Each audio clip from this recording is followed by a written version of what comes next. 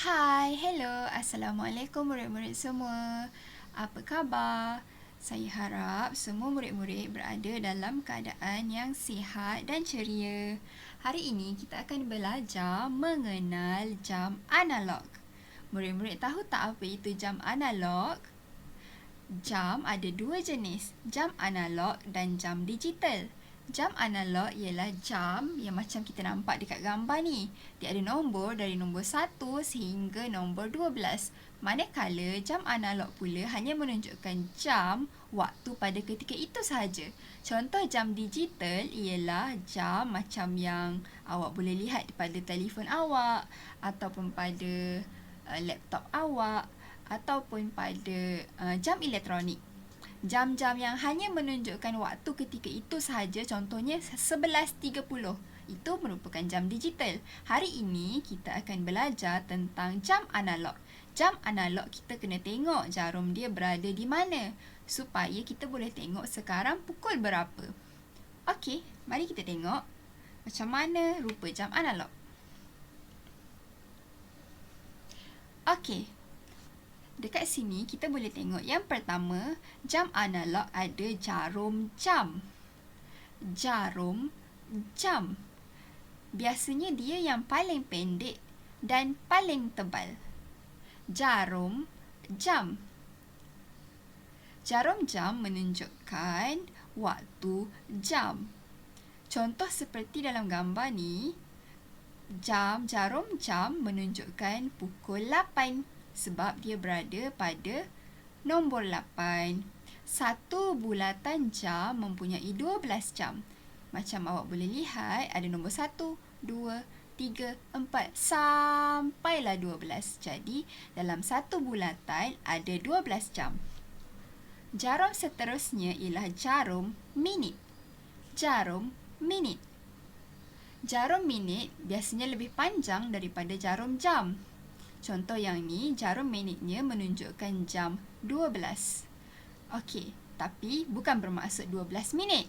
Satu bulatan ada 60 minit. Bilangannya ialah 55. Apa maksud 5? Nampak tak ada senggatan kecil-kecil ni? 1 minit, 2 minit, 3 minit, 4 minit, 5 minit. Setiap senggat yang pekat ni adalah 5 minit. 5, 10, 15, 20, 25, 30 sampailah ke 60. Okey, seterusnya jarum saat. Jarum saat. Jarum saat ialah jarum yang paling halus ni. Satu bulatan ada 60 saat. Sama macam jarum minit, ada 60. 60 saat dan 60 minit. Kalau dekat sini kita tengok, jarum saat ni menunjukkan saat yang ke-6. 1, 2, 3, 4, 5, 6. Baik, kita tengok yang seterusnya. Okey, ini pula adalah kebiasaan yang kita akan guna untuk menunjukkan kita nak sebut waktu. Okey. Kalau jarum ada dekat atas sekali ni, biasanya kita panggil tepat. Contohnya, jarum jam berada di pukul 3 dan jarum minit, ini adalah untuk jarum minit ya, dan jarum minit berada di atas sekali. Kita akan panggil pukul 3 tepat atau pukul 3 sahaja. Kalau jarum minitnya berada di sini, kita panggil suku, 15 minit ataupun suku. Yang bawah ni pula, yang jarum yang kat nombor 6 untuk minit, kita panggil 30 minit atau setengah jam. 30 minit ataupun setengah jam. Kenapa setengah? Kalau 1 jam 1 bulatan, setengah jam. Setengah daripada 1 jam. Okey, kalau dia berada di sini pula, kita panggil dia 45 minit. 45 minit. Kalau awak kira ni, senggatan ni semua sekali ada 45. Okey, ini untuk jarum minit. Jarum saat pun boleh guna, tapi kita tak adalah sebut suku saat. Ini hanya untuk minit. Okey, mari kita tengok. Kita cuba ya tengok sekarang pukul berapa. Tengok, ini jarum jam. Ini jarum minit. Jarum minit berada di atas. Jarum jam berada di pukul 12, maaf. Jarum jam berada di pukul 2. Maknanya sekarang pukul 2 atau pukul 2 tepat. Gambar yang kedua pula, jarum jam berada pada pukul 2 dan jarum minit berada pada pukul 3. Maksudnya 5 minit, 10 minit, 15 minit. Pukul 2, 15 minit ataupun 2 suku.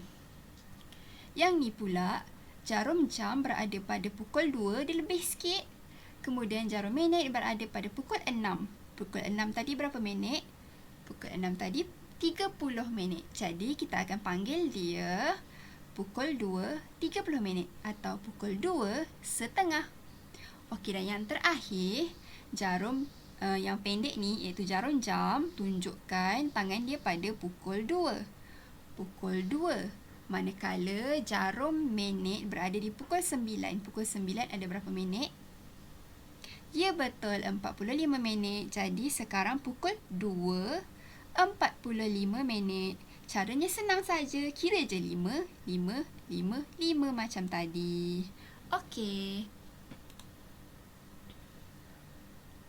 Okey, lepas awak dah faham pasal jam, hari ini awak kena buat sesuatu aktiviti. Okey, aktiviti yang pertama ialah tonton tutorial di video seterusnya. Lepas ni akan ada satu lagi video untuk tunjuk tutorial cara-cara kita nak buat satu craft. Kita nak buat seni sikit hari ni. Okey, yang kedua, hasilkan sebuah jam menggunakan alatan terpakai.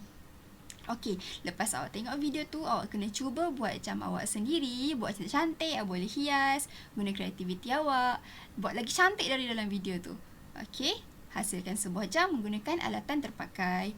Dan yang ketiga, lengkapkan latihan modul transisi dalam muka surat 54. Okey, itu sahaja untuk hari ini. Terima kasih banyak-banyak. Selamat mencuba buat jam dan jumpa lagi di lain kali. Terima kasih.